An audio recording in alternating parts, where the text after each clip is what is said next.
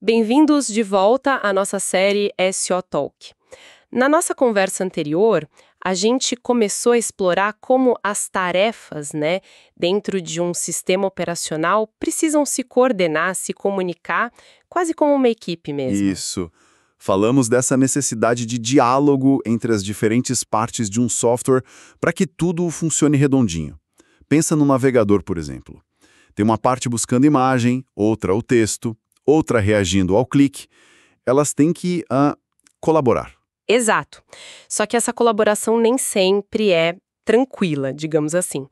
Hoje, a gente vai justamente investigar os problemas clássicos que aparecem por causa dessa necessidade de cooperação. É aí que a coisa fica interessante na engenharia de software. É o outro lado da moeda da concorrência, né? Quando várias tarefas tentam usar os mesmos recursos, a mesma informação, o mesmo hardware, aí podem surgir conflitos e sérios. Vamos olhar isso bem de perto, tanto nos sistemas mais novos, com vários núcleos, quanto naqueles com um núcleo só. E claro, vamos trazer para a nossa realidade como é que esses problemas aparecem nos sistemas que a gente usa todo dia. Linux, Windows, macOS e também cenários mais críticos, tipo carros autônomos, dispositivos de IoT. A nossa analogia do restaurante vai ajudar a gente a visualizar. Uhum. E por que isso é importante, né? Entender esses desafios ajuda a explicar por que, às vezes, aquele programa trava do nada, ou o sistema fica lento, ou acontecem umas coisas meio esquisitas. Ajuda a gente a enxergar a complexidade que está escondida ali, né? Atrás da interface que parece tão simples. É como, sei lá, entender as regras de trânsito invisíveis que evitam o caos dentro do computador. Boa. Então, para começar relembrando um pouco, por que mesmo que as tarefas precisam tanto dessa coordenação toda? Você mencionou as aplicações complexas divididas em partes.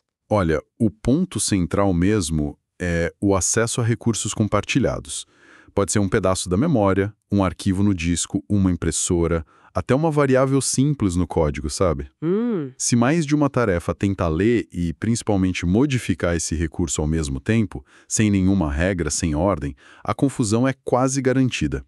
O exemplo clássico que sempre dão é o da conta bancária. Ah, sim, de 2 depósitos ao mesmo tempo. Exato. Se duas operações de depósito tentam atualizar o saldo ali, ao mesmo tempo, sem um controle, o valor final pode ficar totalmente errado. Uma operação pode simplesmente apagar o resultado da outra que estava no meio do caminho. Trazendo para o nosso restaurante, temos vários cozinheiros. Certo. As tarefas. Se 2 deles precisam usar o único liquidificador potente lá, o recurso compartilhado, ao mesmo tempo, um vai ter que esperar, né? Sim. Ou pior, se os 2 pegam a mesma comanda, os dados compartilhados, leem o pedido original, cada um anota o prato que vai fazer e devolve, só que sem sincronizar.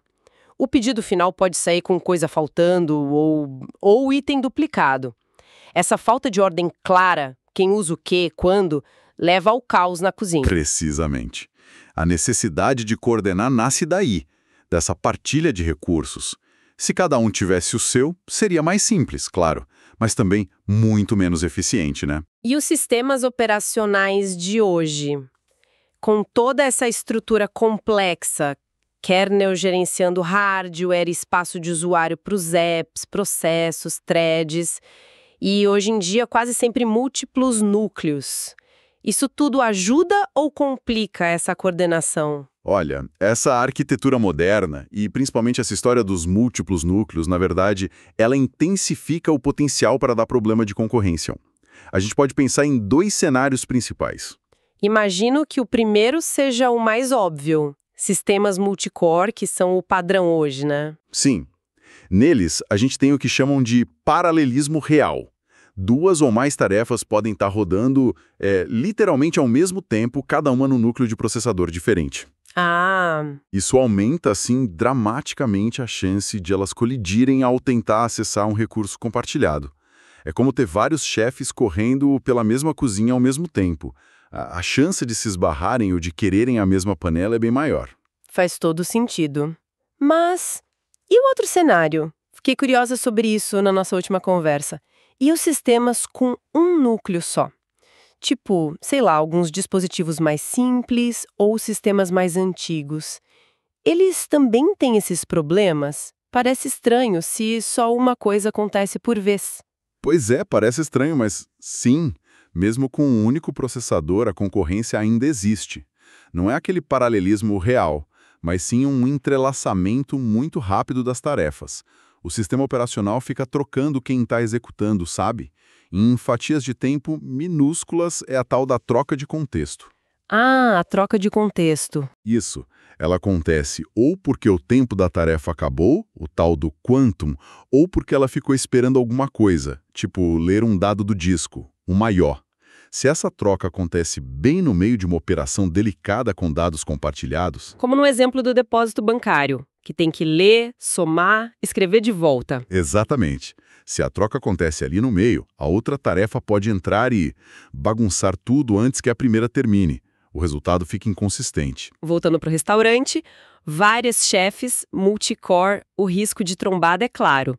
Mas mesmo com um único chefe super rápido, single core, que tenta fazer várias coisas ao mesmo tempo, um molho aqui, uma massa ali, tudo na mesma bancada, memória compartilhada, se ele não for muito metódico, muito organizado e não proteger cada etapa, ele pode se atrapalhar. Tipo, ele pega o sal para a massa, aí é interrompido para mexer o molho e quando volta, coloca o sal no molho por engano. A rapidez da troca cria essa ilusão de que está tudo acontecendo junto. E aí vem o risco. Perfeito.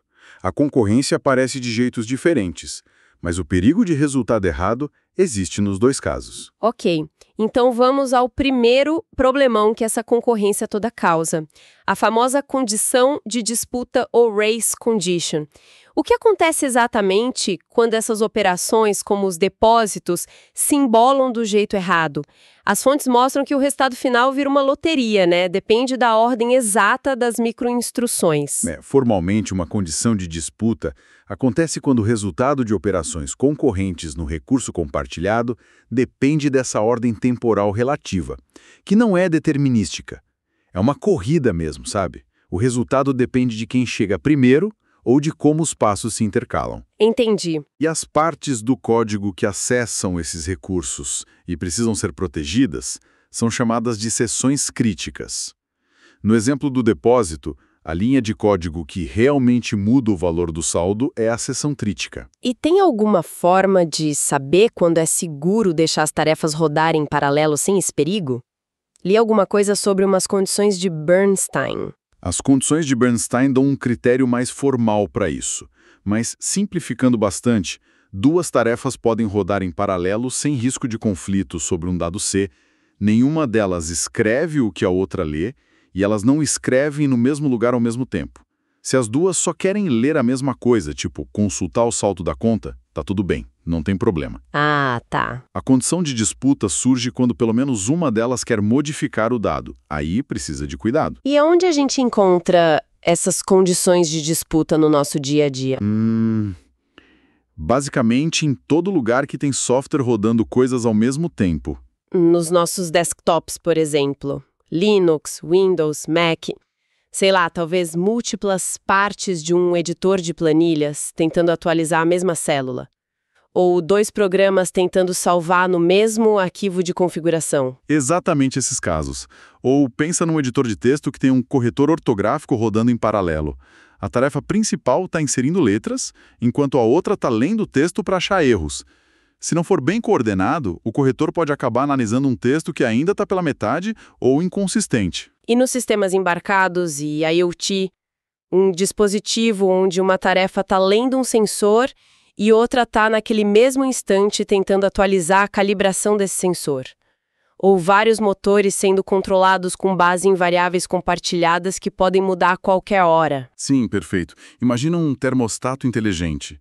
Uma tarefa lê a temperatura ambiente, outra recebe comandos pela rede para mudar a temperatura desejada, e uma terceira decide se liga ou desliga o aquecedor com base nisso tudo. Se a leitura e a decisão não forem bem sincronizadas, ele pode tomar a decisão errada baseado num dado velho ou inconsistente. E em carros autônomos. Nossa, múltiplas tarefas processando dados de câmera, radar, líder, e todas elas tentando atualizar um modelo central do que está acontecendo em volta do carro. Uma race condition aí parece assustador. Seria potencialmente catastrófico, né? A integridade desse modelo compartilhado é absolutamente crucial. Por isso, a solução fundamental para as condições de disputa, em todos esses casos, é garantir a exclusão mútua.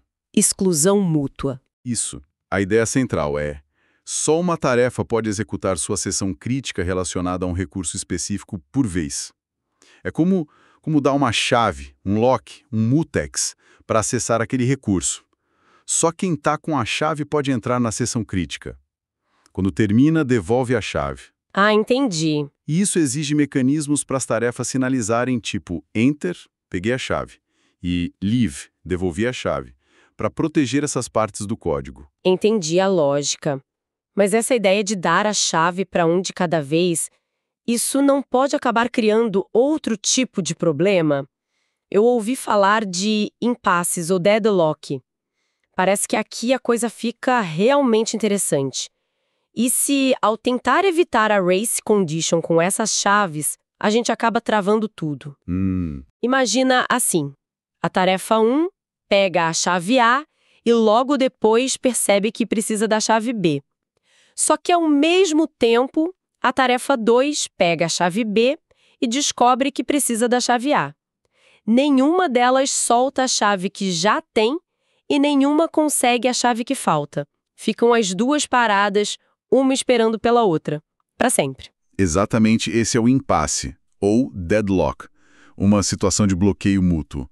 Um conjunto de tarefas fica permanentemente impedido de continuar porque cada uma está esperando por um recurso que está sendo segurado por outra tarefa nesse mesmo conjunto. E para ele acontecer, 4 condições, às vezes chamadas de condições de Kaufman, precisam estar presentes ao mesmo tempo. 4 condições, vamos ver. A primeira, imagino que tem a ver com o que a gente acabou de falar. Exclusão mútua. Os recursos envolvidos não podem ser usados por mais de uma tarefa ao mesmo tempo. Correto. Muitas vezes isso é necessário para evitar as race conditions, mas, paradoxalmente, é uma condição necessária para o deadlock também. A segunda é posse e espera. Posse e espera. Isso. Significa que uma tarefa já tem pelo menos um recurso. Ela está segurando a chave A e está esperando para conseguir outro recurso que está sendo usado por outra tarefa. Ela está esperando pela chave B. Ok, faz sentido. Qual a terceira? A terceira é a não preempção. O recurso não pode ser, digamos, arrancado à força da tarefa que o possui. Ela tem que liberar voluntariamente. O sistema operacional não pode simplesmente ir lá e tomar a chave A da tarefa 1. Entendi. Tem que esperar ela soltar. E a quarta? E a quarta, que é a que realmente fecha o nó. Espera circular. Tem que existir uma cadeia de tarefas, T1, T2 até Tn, de forma que T1 está esperando um recurso que T2 tem, T2 está esperando um recurso que T3 tem, e assim por diante, até a Tn, que está esperando um recurso que a T1 tem.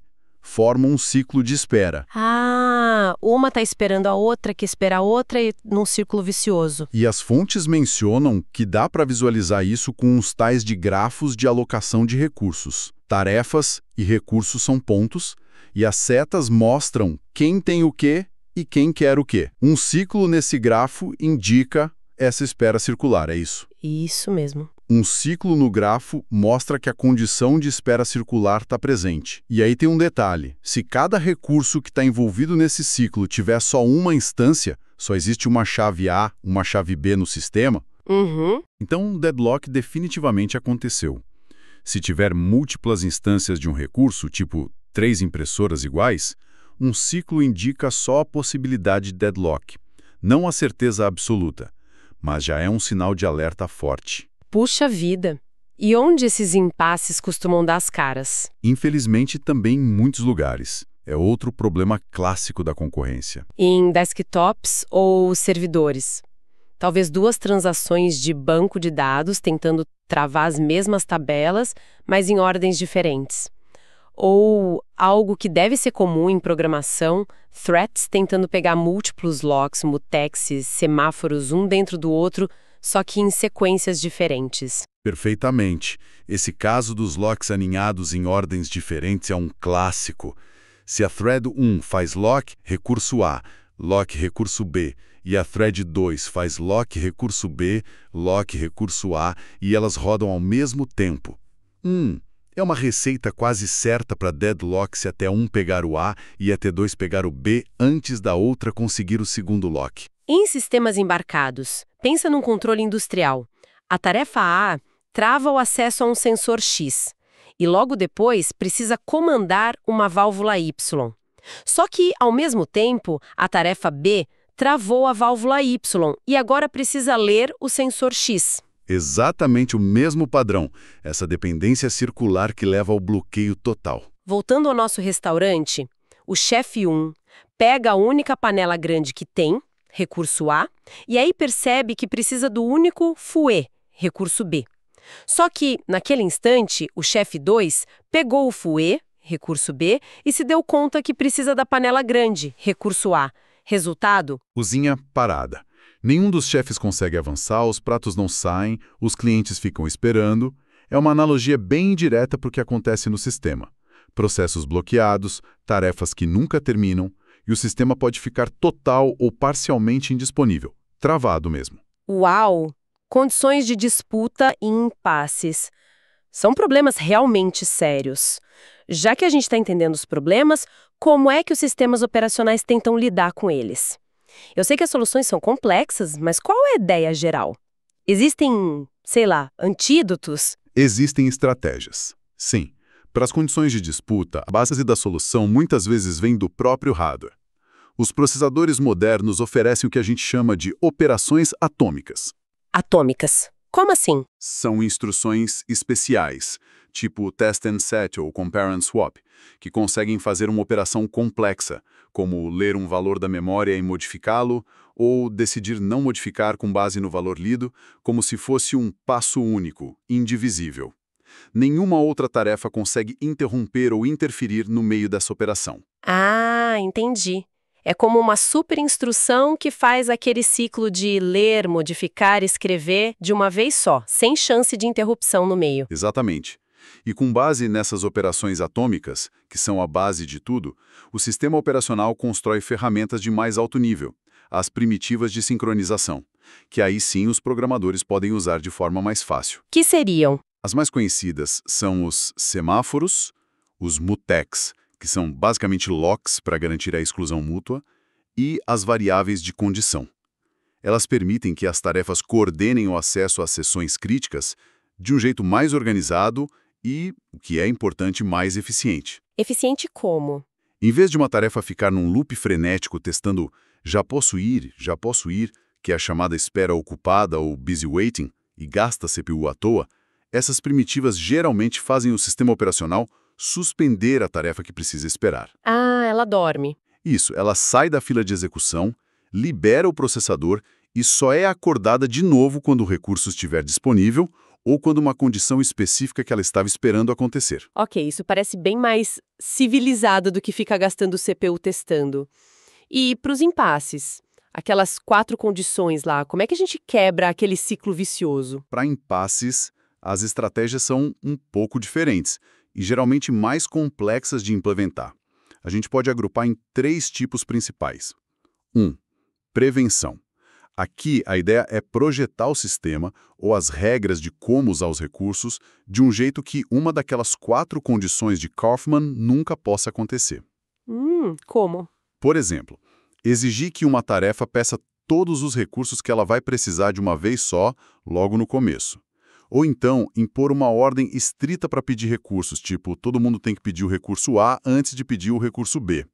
Só que isso pode ser muito restritivo ou difícil de aplicar na prática. Imagino. Qual a segunda abordagem? O impedimento ou avoidance. Nesse caso, o OSO fica monitorando o estado atual. Quem tem qual recurso, quem está pedindo o quê. Antes de dar um recurso para uma tarefa, ele faz uma análise para ver se essa alocação deixaria o sistema num estado inseguro, um estado onde um deadlock poderia acontecer mais para frente. O exemplo clássico disso é o algoritmo do banqueiro, mas ele tem um porém grande. Qual seria o porém? Parece uma boa ideia tentar prever o perigo, né? O porém é que ele exige saber de antemão quais são as necessidades máximas de recursos de cada tarefa durante toda a sua execução. É como tentar gerenciar a despensa do restaurante, exigindo que cada chefe diga no início do dia exatamente quantos ovos, quanta farinha no máximo ele vai usar. Muitas vezes isso é impossível de saber no software do mundo real. Entendo. É meio que tentar prever o futuro, né? Complicado. E a terceira abordagem? A terceira é detecção e recuperação. Aqui, o sistema meio que deixa os impasses acontecerem, mas ele roda periodicamente um algoritmo para detectar se existe um ciclo no grafo de alocação de recursos. Ah, ele procura ativamente pelo ciclo. Exato. Se um ciclo é encontrado, o impasse está confirmado. Aí o sistema precisa agir para quebrar esse ciclo. E as soluções geralmente são meio drásticas. Ou ele mata uma ou mais tarefas que estão no ciclo, Nossa. que é a solução mais comum, mas você perde o trabalho da tarefa. Ou, se o sistema permitir, ele pode tentar preemptar recursos, tomar à força um recurso de uma tarefa para dar para outra e quebrar a espera. Matar tarefas parece bem radical mesmo. Então, qual dessas estratégias os sistemas que a gente usa, tipo Windows, Linux, macOS, eles usam no dia a dia? Eles ficam rodando esse algoritmo do banqueiro o tempo todo ou procurando ciclos? Olha, na prática, para os aplicativos comuns que rodam no espaço do usuário, a maioria dos sistemas operacionais de propósito geral adota uma abordagem mais pragmática. E talvez um pouco surpreendente para alguns. Que seria? Eles não costumam implementar esses algoritmos complexos de prevenção ou detecção de deadlock o tempo todo. Por quê? Porque essas técnicas podem pesar muito no desempenho, adicionar uma sobrecarga considerável ou impor restrições muito chatas para os programadores. Então, o que eles fazem? Eles fornecem as ferramentas básicas, os mutexes, os semáforos, etc., e deixam a responsabilidade principal de evitar os deadlocks para quem está desenvolvendo a aplicação. A filosofia é meio que, olha, te dou as ferramentas, mas você, programador, conhece melhor a lógica do seu programa, então use as ferramentas direito para não criar esses nós de espera. Então, o que tudo isso significa? Basicamente, o Écio dá as ferramentas, mas a responsabilidade de não criar um nó górdio de dependências é, em grande parte, nossa, dos desenvolvedores. Em muitos cenários, principalmente em aplicações de usuário, sim, acaba sendo isso. E isso só reforça como esses problemas de coordenação são reais e muito presentes. Pensa num sistema como Linux, Windows, macOS, com dezenas, centenas de processos e threads rodando. A chance de uma condição de disputa ou um deadlock surgir em algum aplicativo que não foi bem projetado é bem considerável. E as consequências são aquelas que a gente já falou. Lentidão, travamentos, ou pior, corrupção silenciosa de dados que você nem percebe na hora. Exato. E nos sistemas embarcados, carros, IoT, indústria, onde tudo é mais crítico, imagino que aí a abordagem precise ser mais rigorosa, né? Com certeza. Nesses sistemas, especialmente os que chamamos de tempo real ou críticos para a segurança, uma falha de coordenação não é só um incômodo, pode ser perigoso de verdade. Imagina um deadlock entre o sistema de freios e o de aceleração num carro autônomo. É impensável. Nossa, nem me fale. Nesses domínios, é comum usar técnicas de projeto muito mais cuidadosas, análise estática de código para tentar achar problemas antes mesmo de rodar, e às vezes sistemas operacionais de tempo real, os RTOS, que oferecem garantias mais fortes ou mecanismos bem específicos para lidar com prioridades e recursos compartilhados, justamente buscando prevenir esses problemas desde o começo. Entendi. E no outro extremo, lá nos servidores e na nuvem, que lidam com milhares de requisições ao mesmo tempo, a pressão sobre a coordenação deve ser gigante. É brutal. Em ambientes de altíssima concorrência, qualquer pequena ineficiência na forma como as tarefas acessam os recursos compartilhados, bancos de dados, caches, conexões de rede, pode virar um gargalo enorme e derrubar o desempenho. E deadlocks ali podem tirar serviços inteiros do ar. Por isso, projetar para ter escalabilidade e robustez nesses cenários exige um foco gigantesco em sincronização eficiente e, claro, em evitar contenção e deadlocks. Bom, recapitulando então. A gente explorou hoje essa dor de cabeça que é a concorrência nos sistemas, as condições de disputa, onde o resultado final depende da sorte, da ordem exata como as coisas acontecem. Uhum. A loteria da execução. E os impasses, os deadlocks, onde as tarefas ficam naquele abraço mortal esperando umas pelas outras para sempre. Vimos que isso nasce do acesso compartilhado a recursos e que acontece tanto nos sistemas multicore, com paralelismo de verdade, quanto no single core, com aquele entrelaçamento super rápido. E acho que a mensagem principal que fica é que construir software concorrente que seja confiável exige muita atenção aos detalhes, né? É preciso identificar bem as seções críticas, entender direitinho as dependências entre as tarefas e os recursos e usar corretamente as ferramentas que o SOA oferece, os mutexes, semáforos, variáveis de condição. Não é mágica, é engenharia cuidadosa. Sem dúvida. E para fechar, uma provocaçãozinha para a gente pensar. Falamos aqui dos problemas clássicos que são estudados há décadas já. Mas como será que esses desafios de coordenação vão se transformar ou ganhar novas caras com o futuro da computação? Pensa em sistemas com milhares de núcleos, IAs super complexas tomando decisões coordenadas em tempo real, ou até interação entre computação quântica e clássica. Será que a gente vai ver novos tipos de race conditions quânticas ou deadlocks de IA? Fica aí a reflexão. É uma fronteira fascinante, né?